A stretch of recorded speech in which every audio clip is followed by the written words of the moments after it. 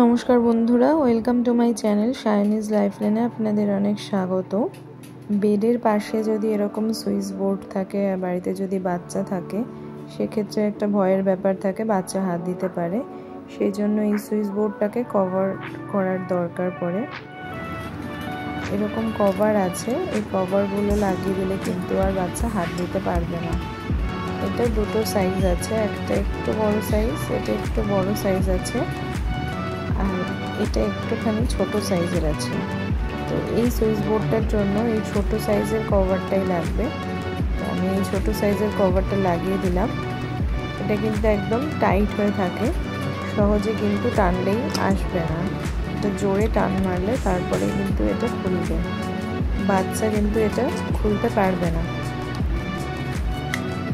যখন আপনাদের দরকার হবে আপনারা সুইচ বোর্ডটা ইউজ করলেন, তারপরে আপনি কভার লাগিয়ে দিলেন, তাহলে কিন্তু ভয়ের আর কোনো ব্যাপার নেই।